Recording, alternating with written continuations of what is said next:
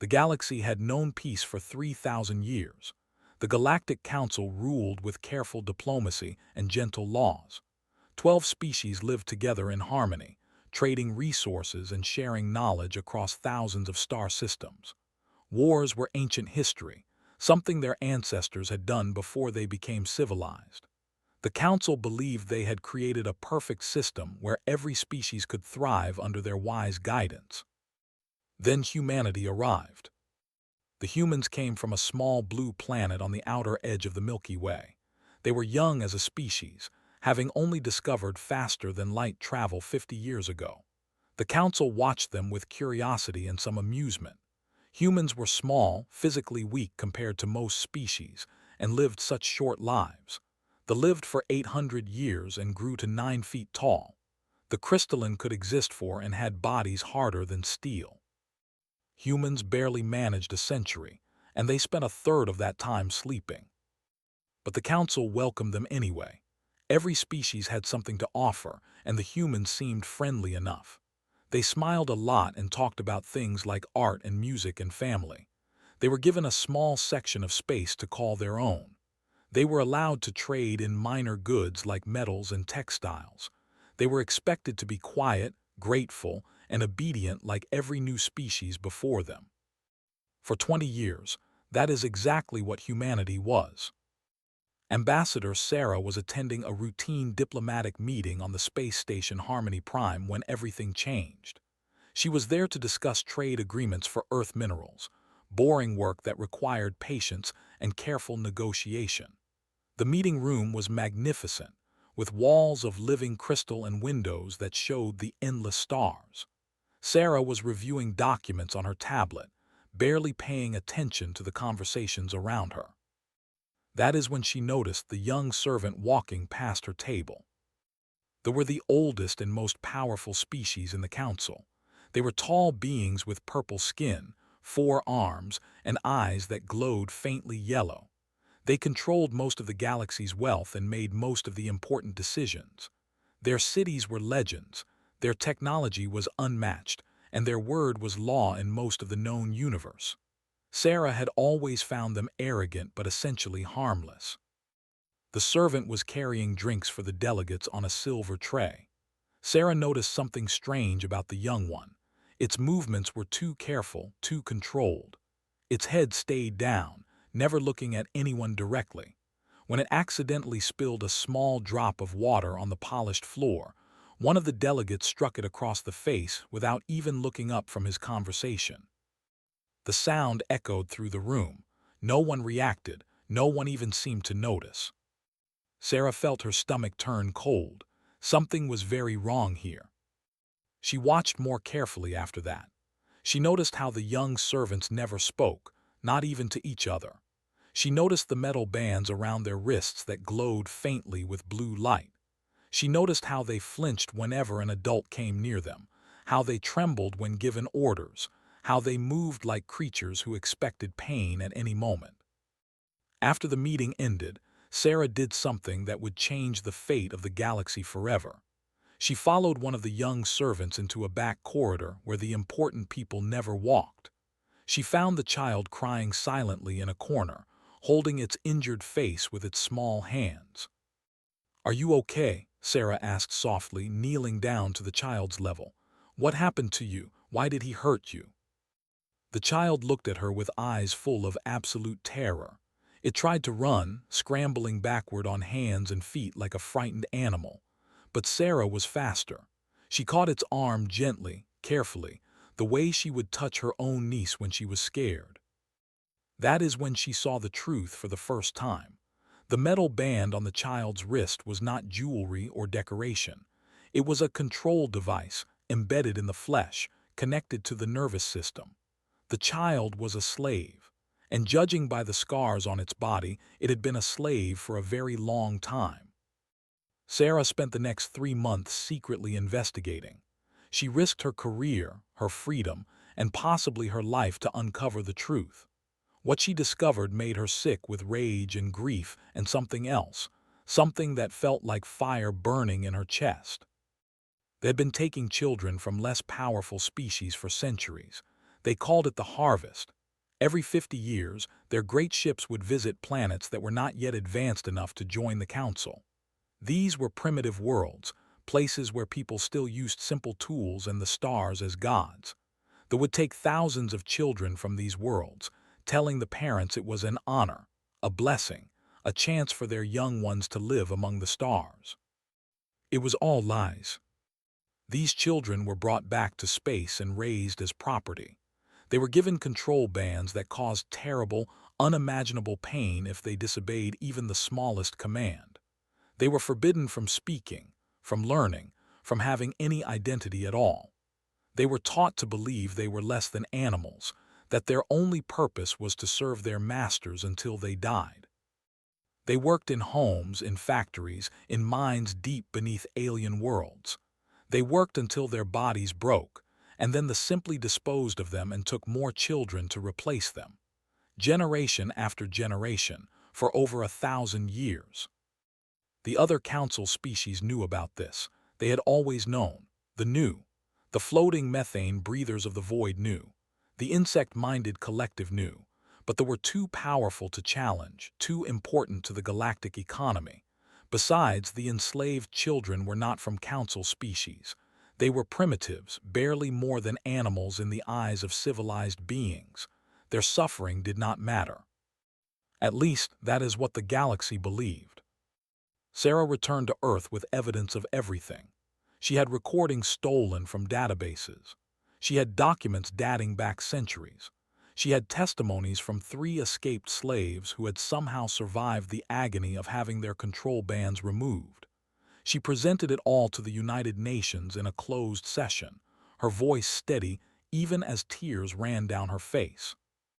The room was absolutely silent when she finished speaking. General Cole, the commander of Earth's entire military force, stood up slowly from his chair. His face was pale as paper, and his hands were shaking so badly he had to grip the table to stay standing. He was a grandfather himself, with 3 young who loved to climb on his lap and demand stories about dinosaurs and space adventures. "How many children?" he asked, his voice barely a whisper. "How many are still alive?" "Current estimates suggest approximately 15 million are currently enslaved across space," Sarah replied, her own voice breaking. "Historical records indicate they have taken over 200 million children in the past 1,000 years. Most of those are dead now, worked to death, disposed of when they became inconvenient." The silence that followed was the most terrible sound it ever heard. Then something happened that the galaxy had never seen before, something that would become legendary in the centuries to come. Every nation on Earth, every government, every military force, united in a single purpose. Countries that had been enemies for generations stood together without argument. Political parties that had fought bitterly for decades agreed on one simple, absolute thing. The children would be freed, whatever the cost, whatever the sacrifice, whatever it took. Earth began building warships at an impossible pace. Factories that made cars started making weapons. Scientists who studied medicine started developing military technology. Construction workers built shipyards in orbit. Teachers and artists and farmers all found ways to contribute. Every resource, every effort, every waking hour was dedicated to one goal. They had 3,000 years of military development. Earth had 50. By every logical calculation, humanity had no chance of winning this war. The Council's military advisors calculated that Earth could be completely destroyed in approximately 3 weeks if they decided to attack. But the advisors made a terrible mistake. They calculated only numbers and technology and resources. They did not understand humans. They did not understand that humans had spent their entire existence fighting against impossible odds. They had fought each other in countless wars. They had fought nature itself, surviving ice ages and plagues and disasters. They had fought death with medicine and science. Every generation of humanity had known struggle and sacrifice. Every human alive carried the memory of those who came before, warriors and survivors all. Most importantly, the Council did not understand what humans would do to protect children. Any children, all children. 2 years after Sarah's discovery, Earth's fleet was ready. It was not as large as the fleet. It was not as advanced. But it was built with something the galaxy had never seen before. It was built with pure, burning, righteous rage. Admiral James led the first attack. His father had been a soldier. His grandfather had been a soldier. His family had protected innocents for 5 generations, and now he would do the same among the stars. His fleet jumped into space without warning, without declaration of war, without any diplomatic courtesy at all. They had never experienced such a thing. Civilized species negotiated. They made demands and issued threats and eventually reached agreements. They did not simply appear with weapons firing. The first military station was destroyed in under 10 minutes. The galaxy watched in horror and amazement as the tiny human fleet tore through defenses like fire through paper. Human ships fought with a ferocity that no species had ever witnessed. They did not retreat when damaged. They did not surrender when outnumbered. Pilots crashed their dying ships into enemy vessels when their weapons ran out, choosing to take their enemies with them into death. They could not understand it. They tried to negotiate. They offered to release some of the children, perhaps the youngest ones. They offered to pay compensation in gold and technology. They offered to stop the harvest forever and release all currently enslaved children. Admiral's response became famous across every planet in the galaxy. You do not negotiate with those who enslave children. You do not bargain with them. You do not make deals with them.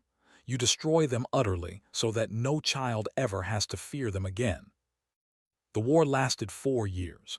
It was brutal and terrible and cost humanity millions of lives. But by the end, the empire was shattered beyond repair. Their great cities burned with fires that lit up the night sky for weeks. Their fleet was reduced to scattered remnants hiding in the darkness between stars. Their leaders were captured and put on trial before a new court that humanity created specifically for this purpose. The trials lasted for 3 years. Every crime was documented. Every victim was named and remembered. And when justice was finally served, the galaxy understood that humanity's mercy had limits. But the true miracle was not the military victory. It was what happened after. Human ships spread across the galaxy, visiting every species that they had harvested children from.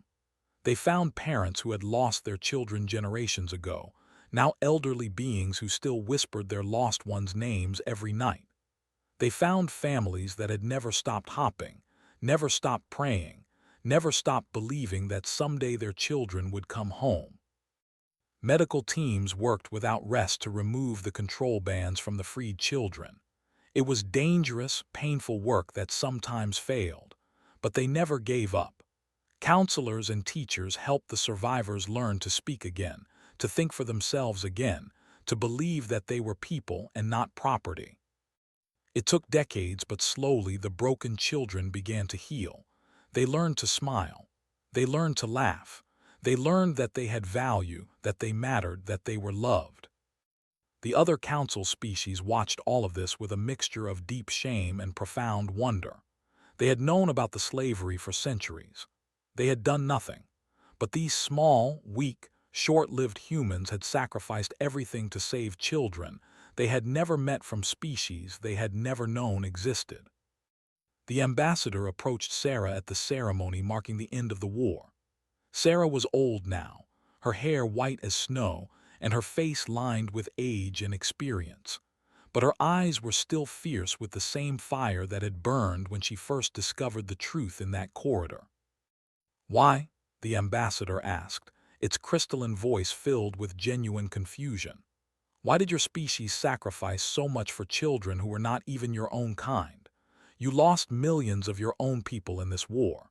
You spent resources that could have made your planet wealthy beyond imagination. We have watched your species for decades, and we still do not understand."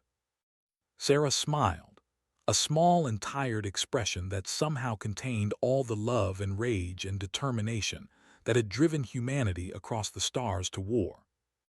Because they were children, she said simply. Because someone had to protect them when no one else would. Because if we saw evil and did nothing, we would not deserve to call ourselves human. The galaxy changed after that day. The new council had humanity at its center, not because humans were the strongest or the longest lived, but because every species in the galaxy had learned something important about these small, passionate, fierce people from the little blue world. Humans protected children, all children. They would cross the stars, sacrifice everything they had, burn empires to ash to save a single innocent life from suffering. The other species called it the human principle. It became the foundation of a new galactic civilization, one where the strong protected the weak instead of exploiting them, where children of every species grew up safe and loved, where the darkness of the old empire was replaced with something that looked very much like hope. And in the centuries that followed, whenever tyrants rose or innocents suffered anywhere in the galaxy, everyone knew exactly who to call. The humans would come. They would come with their small ships and their short lives and their terrible, beautiful fury. Because that is what humans do. They burn stars for vengeance. They tear down empires for justice. They sacrifice everything for those who cannot protect themselves.